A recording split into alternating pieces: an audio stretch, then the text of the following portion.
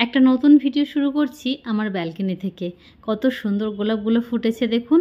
অনেক দিন পর এরকম সুন্দর সুন্দর গোলাপ ফুটেছে, দেখতে এত ভালো লাগছে, তাই ভাবলাম আপনাদের সঙ্গে একটু শেয়ার করি। এই গোলাপটা বেশ বড়ও হয়েছে, তবে প্রচণ্ড ঠান্ডাটা কিন্তু আর নেই, অনেকটা হালকা হয়েছে না ঠান্ডাটা। আজকে রোদ্দুরটাও বেশ চড়া উঠেছে, দেখলেই বুঝতে পারবেন। তো চলুন আজকে একটা মিষ্টি রেসিপি করে দেখাবো। শীত একদম বেশ শেষের দিকে, তো শীত একদম চলে যাওয়ার আগেই একটা দারুণ মিষ্টি আপনাদের সঙ্গে শেয়ার করি। সোজা চলে এলাম ব্যালকনি থেকে আমার রান্নাঘরে। ফ্রাই প্যান বসিয়ে দিয়েছি, তার মধ্যে দিয়ে দিলাম 1 চামচ ঘি, আর ঘিটা মেল্ট হওয়ার পর দিয়ে দিচ্ছি গাজর।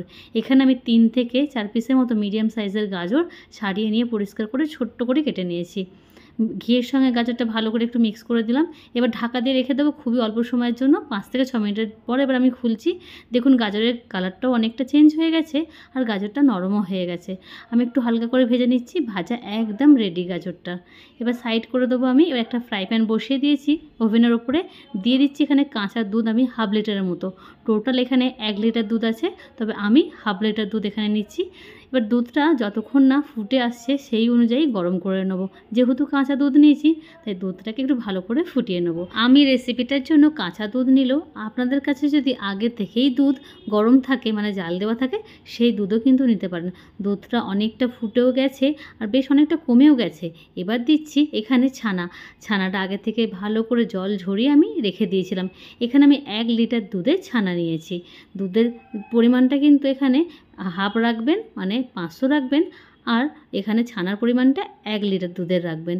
ভালো করে মিক্স করে নিচ্ছি। এইভাবে নাড়তে নাড়তে দেখুন কতটা শুকিয়ে গেছে। নাড়তে নাড়তে বেশ অনেকটা ছানার দুধটা কিন্তু কমে আসবে। এবার আপনাদেরকে বলে রাখি, আপনারা কে কোনখান থেকে দেখছেন, অসংখ্য ধন্যবাদ আপনাদেরকে। আর প্লিজ কমেন্ট করে জানাবেন আপনাদের আজকের রেসিপিটা দেখে কেমন লাগলো। এবার দিচ্ছি আমি এখানে গাজরের পেস্ট, যে গাজরটা ভেজে রেখে দিয়েছিলাম আগে থেকেই ঘিয়ের সঙ্গে, ওটা ভালো করে ফাইন পেস্ট করে নিয়েছি। দেখলেই বুঝতে পারবেন যে কতটা পরিমাণে ফাইন পেস্ট করেছি। এবার সব কিছু একসঙ্গে মেশাবার পালা। আপনাদেরকে অসংখ্য ধন্যবাদ জানাই যে আপনারা এত সুন্দর সুন্দর কমেন্ট করেন, আমার যে কী ভালো লাগে। এইভাবেই সবসময় পাশে থাকবেন প্লিজ, আপনাদেরকে অনুরোধ করছি আমি। এবার ভালো করে মিক্স করে নেওয়ার পর দিয়ে দিচ্ছি এখানে চিনি। 1 কাপ চিনি দিচ্ছি আমি এখানে। তবে চিনির পরিমাণটা কিন্তু আপনারা কম বেশি করতে পারেন আপনাদের নিজস্ব স্বাদ অনুযায়ী। চিনিটা দেওয়ার পর প্রথমে একটু লুজ হয়ে যাবে, কারণ চিনিটা মেল্ট হলে একটু লুজ হবে। তবে এইভাবে আস্তে আস্তে নাড়তে নাড়তে কিন্তু একদম শুকনো হয়ে যাবে। তবে গ্যাসের ফ্লেমটা কিন্তু একদম লোতে রেখেই করবেন।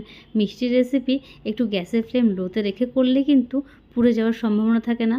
চিনি থাকে, ছানা থাকে, দুধের জিনিস খুব তাড়াতাড়ি কিন্তু বার্ন হয়ে যায়। এবার দেখুন আস্তে আস্তে কতটা শুকিয়ে গেছে। আর আপনাদেরকে বলে রাখি, দারুণ কিন্তু ইউনিক একটা রেসিপি হতে চলেছে। বলুন তো রেসিপিটা কী হতে চলেছে? রেসিপিটা দেখে ভালো লাগলে প্লিজ একটা লাইক করে দেবেন।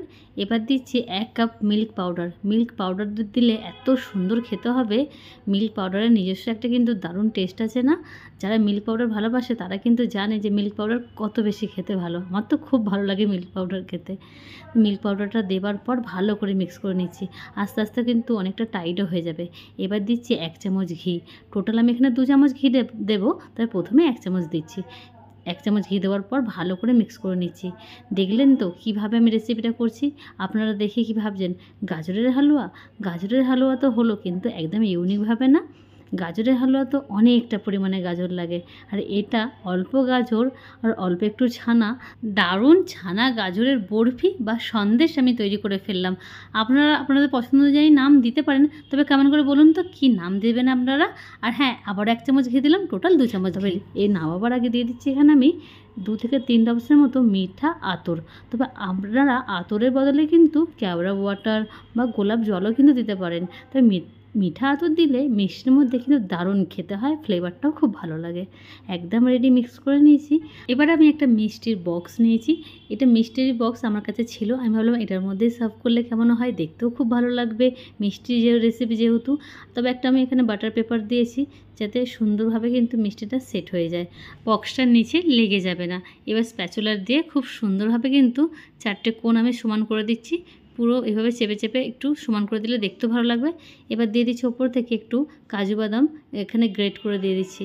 এটা করছে আমার মেয়ে। আমার মেয়ে এসব কাজ করতে খুব ভালোবাসে। ওর এইসব কাজে ভীষণ ইন্টারেস্ট, চপিং করাতে বা কোনো রকম ড্রাই ফ্রুটস চপ করতে ভীষণ ইন্টারেস্ট রাখে। অনেক রেসিপি আছে যেগুলো নিজের হাতে তৈরি করার বোনের জন্য আমি অলরেডি আমার চ্যানেলে দিয়ে রেখেছি, আপনারা চাইলে গিয়ে দেখে নিতে পারেন। যেসব বাচ্চারা কুকিংয়ে ইন্টারেস্ট রাখে সেসব বাচ্চাদেরকে একটু রান্নাঘরে ইনভলভ করবেন, ওদের খুব ভালো লাগবে। গল্পে গল্পে বলতেই তো ভুলে গেলাম, আমি 1 থেকে 2 ঘন্টা রেস্টে রেখে দিয়েছিলাম। এবার আমি কেটে নিচ্ছি বরফিগুলো, কত সুন্দর লাগছে দেখুন। দারুণ খেতে হয়েছিল, দারুণ মানে দারুণ খেতে হয়েছিল। 2 দিনের মধ্যেই পুরো মিষ্টিটা শেষ হয়ে গেছিলো। আমার মেয়েরা এত পছন্দ করেছে, বাড়ির বাচ্চারা পছন্দ করলে এর থেকে আর কি চাই বলুন মায়েদের, তাই না? ভালো লাগলে প্লিজ লাইক করবেন, আর প্লিজ প্লিজ আমার চ্যানেলকে সাবস্ক্রাইব করে রাখবেন, পাশে থাকা বেল আইকনটা প্রেস করে রাখবেন নতুন নতুন ফিউচার ভিডিও নোটিফিকেশনের জন্য। ফেসবুক থেকে দেখলে রুমাস কিচেন অ্যান্ড ব্লগকে ফলো করে পাশে থাকবেন। দেখা হয় পরের ভিডিওতে। Thank you.